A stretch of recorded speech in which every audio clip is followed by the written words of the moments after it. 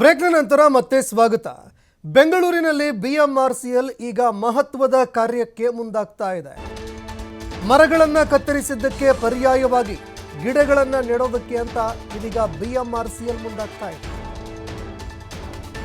5.28 ಕೋಟಿ ವೆಚ್ಚದಲ್ಲಿ ಒಟ್ಟು 20,000 ಸಸಿಗಳನ್ನು ನೆಡೋದಕ್ಕೆ ಅಂತ ಬಿಎಂಆರ್ಸಿಎಲ್ ಸಿದ್ಧತೆಗಳನ್ನು ಮಾಡಿಕೊಳ್ತಾ ಇದೆ.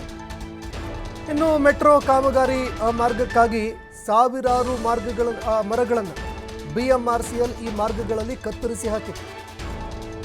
ಹೀಗಾಗಿ ಪರ್ಯಾಯವಾಗಿ 20,000 ಸಸಿಗಳನ್ನು ನೆಡೋದಕ್ಕೆ ಅಂತ ಬಿಎಂಆರ್ಸಿಎಲ್ ಮುಂದಾಗ್ತಾ ಇದೆ.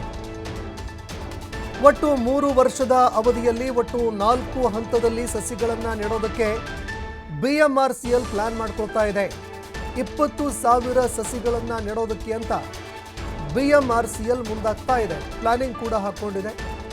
ಬೆಂಗಳೂರು ಗ್ರಾಮಾಂತರದಲ್ಲಿ ಸಸಿಗಳನ್ನು ನೆಡೋದಕ್ಕೆ ಅಂತ ಬಿಎಂಆರ್ಸಿಎಲ್ ಇದೀಗ ಮುಂದಾಗ್ತಾ ಇದೆ. 3 ವರ್ಷ 4 ತಿಂಗಳ ಕಾಲ ನಿರ್ವಹಣೆಗೆ ಷರತ್ತಿನ ಟೆಂಡರ್ ಕೂಡ ಆಹ್ವಾನ ಮಾಡಿದೆ. ಕೇವಲ ಸಸಿಗಳನ್ನು ಮಾತ್ರ ನೆಡೋದಲ್ಲ, ಆ ಸಸಿಗಳನ್ನು ನಿರ್ವಹಣೆ ಕೂಡ ಮಾಡಬೇಕು. 3 ವರ್ಷ 4 ತಿಂಗಳವರೆಗೆ ಅವುಗಳ ಪಾಲನೆ ಪೋಷಣೆ ಕೂಡ ಮಾಡಬೇಕು. ಅಂದರೆ ನೀರುಣಿಸುವಂಥದ್ದು, ಗೊಬ್ಬರ, ಮತ್ತೊಂದು ಮಗದೊಂದು, ಇದೆಲ್ಲದಕ್ಕೂ ಕೂಡ ಈಗ ಬಿಎಂಆರ್ಸಿಎಲ್ ಟೆಂಡರ್ ಕೂಡ ಆಹ್ವಾನ ಮಾಡ್ತಾ ಇದೆ. ಇನ್ನು ಮರಗಳಿಗೆ ಕೊಡಲಿ ಹಾಕಿದ್ದಂತಹ ಬಿಎಂಆರ್ಸಿಎಲ್ ಈಗ 20,000 ಸಸಿಗಳನ್ನು ನೆಡೋದಕ್ಕೆ ಅಂತ ಪ್ಲ್ಯಾನ್ ರೂಪಿಸ್ಕೊಳ್ತಾ ಇದೆ.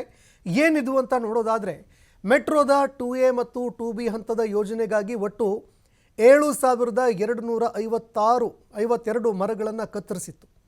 2021, 2023 ಅವಧಿಯಲ್ಲಿ ಒಟ್ಟು 3,626 ಮರಗಳಿಗೆ ಬಿಎಂಆರ್ಸಿಎಲ್ ಕತ್ತರಿ ಹಾಕಿತ್ತು. 2021ರಿಂದ 2022ರವರೆಗೆ 856 ಮರಗಳ ಸ್ಥಳಾಂತರವನ್ನು ಕೂಡ ಮಾಡಲಾಗಿದೆ. ಅಂದರೆ ಏನು ಡ್ಯಾಮೇಜ್ ಮಾಡದೆ ಅವುಗಳನ್ನು ಬೇರೆಡೆಗೆ ಸ್ಥಳಾಂತರ ಮಾಡಲಾಯಿತು. 2022ರಿಂದ ಜನವರಿ 2023ರವರೆಗೆ ಹಂತ 2A ಮತ್ತು ಹಂತ 2Bಗಾಗಿ 107 ಮರಗಳನ್ನು ಸ್ಥಳಾಂತರ ಮಾಡಲಾಗಿತ್ತು. ಈ ಕಾರಣಕ್ಕಾಗಿ ಪರ್ಯಾವರಣದ ಮೇಲೆ ತುಂಬ ದೊಡ್ಡದಾಗಿರುವಂತಹ ಒಂದು ಹಾನಿ ಕೂಡ ಉಂಟಾಗುತ್ತೆ. ಗಂಭೀರವಾದಂತಹ ಹಾನಿಯಾಗುತ್ತೆ, ಡ್ಯಾಮೇಜ್ ಆಗುತ್ತೆ.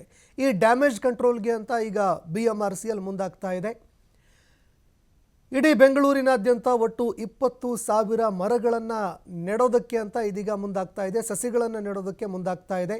ಅದರ ಜೊತೆಗೆ 3 ವರ್ಷ 4 ತಿಂಗಳವರೆಗೆ ಅವುಗಳ ಪಾಲನೆ ಪೋಷಣೆ ಮಾಡೋದಕ್ಕೆ ಅಂತ ಕೂಡ ಟೆಂಡರ್ ಕರೆಯಲಾಗಿದೆ. ಅಂದರೆ ಯಾವುದೇ ಸಮಸ್ಯೆಗಳಾಗಬಾರದು. ಮುಂದಿನ ದಿನಗಳಲ್ಲಿ ಅಂದರೆ ಮರಗಳು ಸೆಲ್ಫ್ ಡಿಪೆಂಡೆಂಟ್ ಆಗಿ ನಿಲ್ಲಬೇಕು. ಅಲ್ಲಿವರೆಗೆ ಆ ಮರಗಳ ಒಂದು ಪಾಲನೆ ಪೋಷಣೆ ಮಾಡೋದಕ್ಕೂ ಕೂಡ ಬಿಎಂಆರ್ಸಿಎಲ್ ನಿರ್ಧಾರ ಮಾಡಿದೆ.